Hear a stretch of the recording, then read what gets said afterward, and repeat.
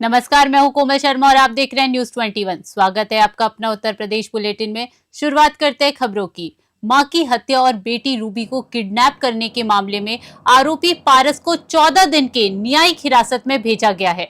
रविवार को पुलिस पारस को मफलर और चादर से ढककर स्पेशल सीजेएम विकास सावंत के कोर्ट में पेश किया। पारस ने जज के सामने कहा कि उसने हत्या नहीं की है और रूबी अपने मर्जी से उसके साथ गई थी। उसने अपने 3 साल पुराने रिश्ते को सच्चा बताते हुए निर्दोष होने का दावा किया। वहीं रूबी को नम्रता की कोर्ट में पेश किया गया और उसे काउंसलिंग के लिए भेजा गया। मामले में सुरक्षा के मद्देनजर कचहरी और रूबी के गांव में पुलिस बल तैनात रहा। मेरठ से विपुल सिंघल की रिपोर्ट देख रहे हैं आप।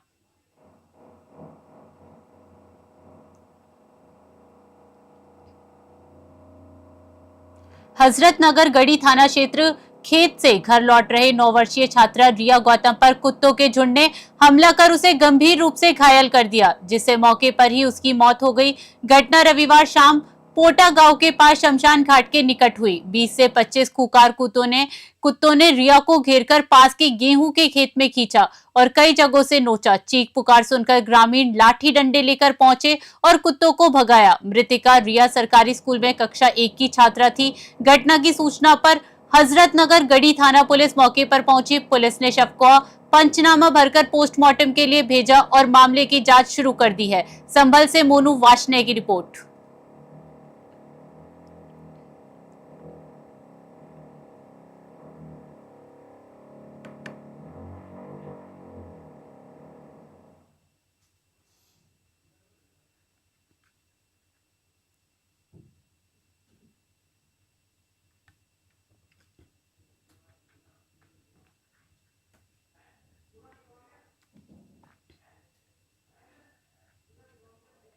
खबर बस्ती लालगंज से, जहां अपर पुलिस अधीक्षक श्यामकांत ने शराब दुकान लूट की झूठी साजिश का खुलासा किया। एसओजी और सर्विलांस टीम की मदद से पुलिस ने बड़ी सफलता हासिल की है। 9 जनवरी की रात शराब लेने आए अज्ञात लुटेरों ने दुकान में नकदी और फुटेज डीवीआर उठाकर फरार हो गए थे। जांच में पता चला कि ये साजिश दुकान के सेल्समैन ने ही रची थी, जो अपनी कम सैलरी से नाराज था। पुलिस ने घटनास्थल से 1,66,950 रुपए नगद और डीवीआर बरामद कर लिए हैं। अपर पुलिस अधीक्षक श्यामकांत ने पुलिस लाइन सभागार में प्रेस वार्ता कर पूरे मामले की जानकारी दी और बताया कि दोषी के खिलाफ कार्यवाही की जा रही है। बस्ती से दिलीप पांडे की रिपोर्ट।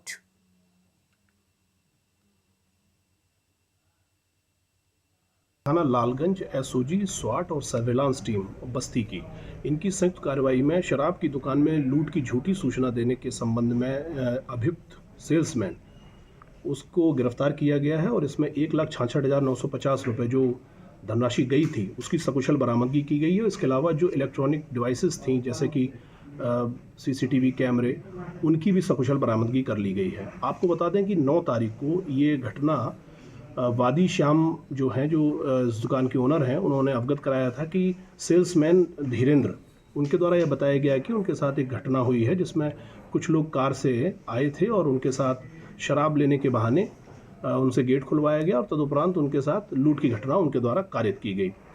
चूँकि इसमें मुकदमा तत्काल पुलिस द्वारा पंजीकृत किया गया 10/26 और इसमें पुलिस द्वारा इलेक्ट्रॉनिक साक्ष्य, परिस्थिति की जन्य साक्ष्य और मौका मुआयना के बाद इस निष्कर्ष पर पहुंचे कि ये घटना।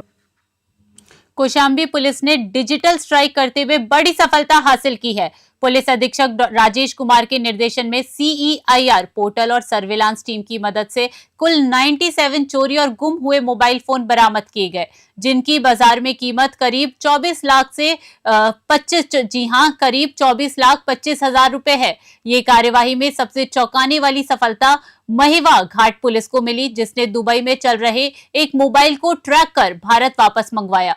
एसपी ने बेहतरीन कार्य करने वाली करारी, मंझनपुर और महिवा घाट पुलिस टीम को 5-5 हजार रुपए के नगद पुरस्कार से सम्मानित किया। बरामद सभी फोन उनके वास्तविक स्वामियों को सौंप दिए गए हैं, जिससे जनता के चेहरे पर खुशी लौट आई है। कौशाम्बी से अरविंद शुक्ला की रिपोर्ट।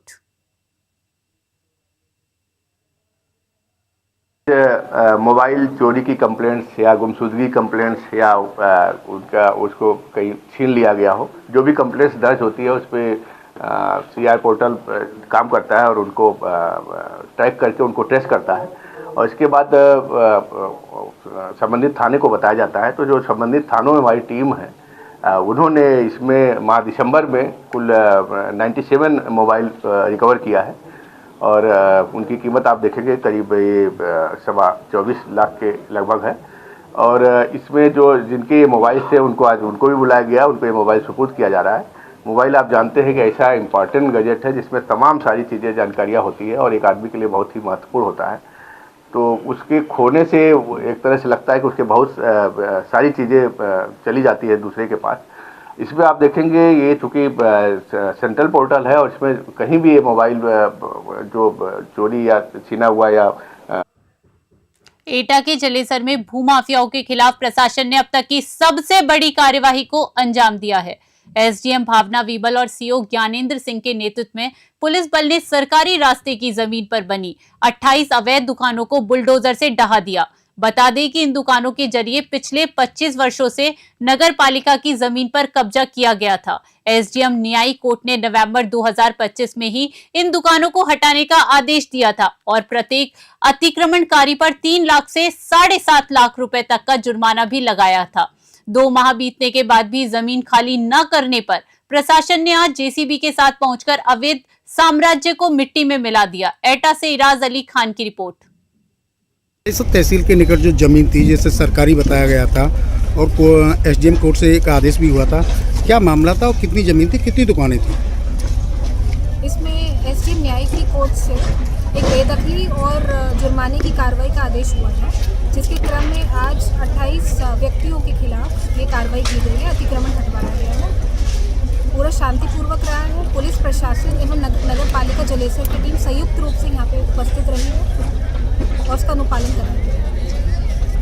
इस तहसील के निकट जो ज़मीन थी जैसे सरकारी बताया गया था और एसडीएम कोर्ट से एक आदेश भी हुआ था, क्या मामला था और कितनी ज़मीन थी, कितनी दुकान? बस्ती पुलिस ने बड़ी सफलता हासिल करते हुए सामुदायिक स्वास्थ्य केंद्र के पास हुई छिनौती की घटना का खुलासा कर दिया है। अपर पुलिस अधीक्षक श्यामकांत के नेतृत्व में पुलिस टीम ने 2 शातिर अभियुक्तों को गिरफ्तार किया है। गौरतलब है कि 24 दिसंबर को घर लौट रहे एक पीड़ित के साथ अज्ञात बाइक सवारों ने लूटपाट की थी।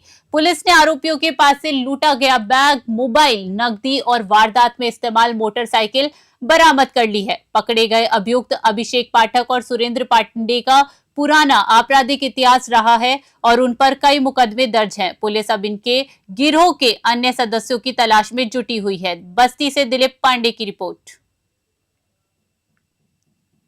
पुलिस वार्ता की जा रही है।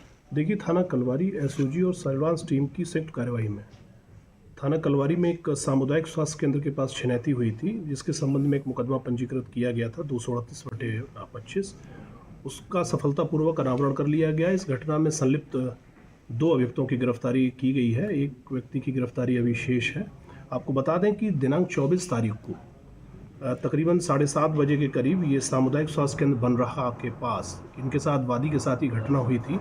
ये अपनी इलेक्ट्रॉनिक स्कूटी से घर जा रहे थे और पीछे से एक मोटरसाइकिल पर 3 सवार लोगों ने इनके बैग, इनका मोबाइल छीन लिया था।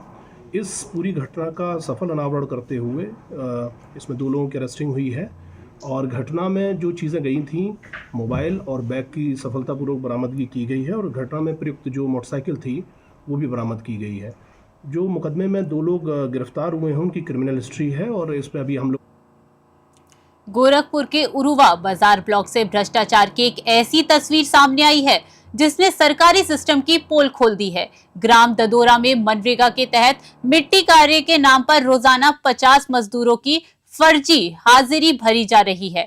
हैरानी की बात यह है कि जिस रास्ते पर काम दिखाया जा रहा है वहां आज भी किसानों की फसलें लहरा रही हैं और मिट्टी का नामो निशान तक नहीं है।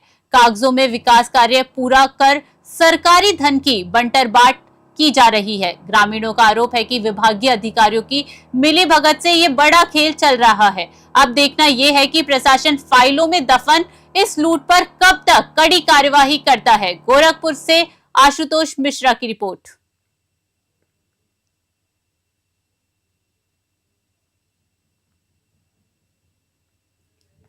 खबर प्रतापगढ़ के लालगंज से है, जहां कांग्रेस विधानमंडल दल की नेता और क्षेत्रीय विधायक आराधना मिश्रा मोना ने सामाजिक सरोकार की एक नई मिसाल पेश की है। पूरे नोहर जिले जी हां पूरे नोहर सिंह में आयोजित दिव्यांग सम्मान समारोह में मुख्य अतिथि के रूप में शामिल हुई विधायक मोना ने 50 से अधिक दिव्यांगजनों को शॉल भेंट कर सम्मानित किया। इस दौरान उन्होंने कहा कि दिव्यांगों को समाज में समानता का बोध कराना और उन्हें विकास की मुख्य धारा से जोड़ना ही सच्ची सेवा है। कार्यक्रम में साहित्यकारों का भी सम्मान किया गया। इसके उपरांत विधायक ने कैप कार्यालय पर कार्यकर्ताओं के साथ बैठक कर जन समस्याओं की सुनवाई की और आगामी कार्यक्रमों के लिए सजग रहने के निर्देश दिए। लालगंज से गणेश राय की रिपोर्ट।